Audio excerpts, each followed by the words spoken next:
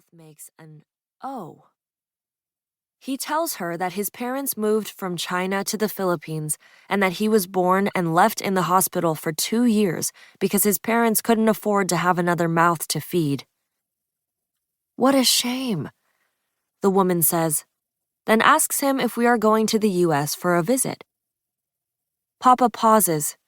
It feels like the same question the man from the embassy asked us a few months before.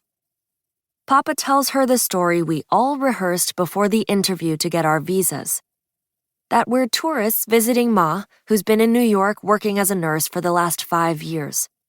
That we're going to see snow for the first time. That 5 years is long enough for a mother to go without seeing her family. What do you do? The woman asks. Business, Papa says. The little lies and the big lies all meld. He doesn't tell her about all the money he lost, how he bought wholesale rice the year when 3 Category 3 typhoons flooded the rice fields, along with the stockrooms that housed the harvested rice, or that his partner ran away with the money that was supposed to be used to pay off their creditors. He doesn't tell her about getting into the export business with an Australian man who fled after the big earthquake and left him with a storage house filled with giant, rotting wood carvings. He doesn't tell her that he wants to start fresh in America.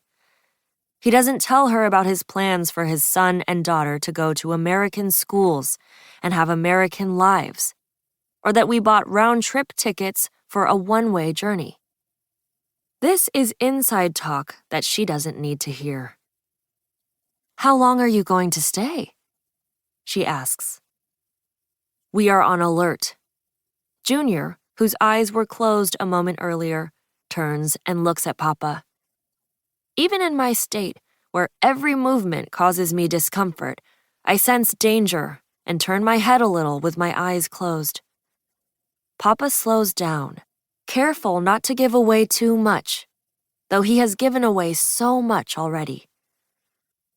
Until the end of winter, he says, repeating the rehearsed words we said to the man in the gray suit at the embassy as he looked us over one by one, trying to gauge what was true and what was not. Junior asked Papa then, before the interview, if it's all right to lie, and Papa said, yes, when you have to. The woman hails one of the flight attendants and clears her throat. Do you have Dramamine by any chance? She asks, pointing to me. The flight attendant, a thin young woman with long hair, looks at me and says in a low voice, We're not supposed to have it. Regulations, you know? Someone from across the aisle overhears her and fishes something out of her bag, a tube of Dramamine. She offers it to our neighbor. I forgot I had this. At this moment, I vomit again, and some of the bile gets on my t-shirt, jeans, and jacket. Clothes from the last balikbayan box Ma sent in preparation for the trip. The strong, distinct scent of puke emanates from my mouth.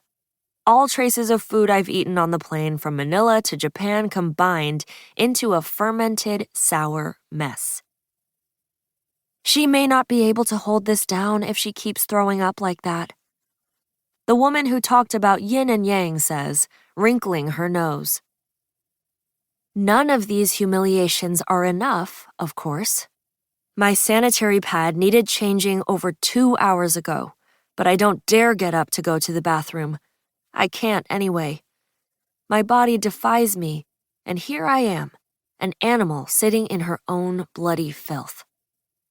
Another jolt in the air. Another wave of nausea. I reach for the vomit bag. I moan. JFK, New York. When the plane lands, in the confusion, Papa loses an entire bag of handmade salakot, native headgear and hats he purchased from roadside sellers. They are supposed to be souvenir gifts for Ma's friends. They put me in a blue wheelchair. I cling tightly to the handles and fight back exhaustion.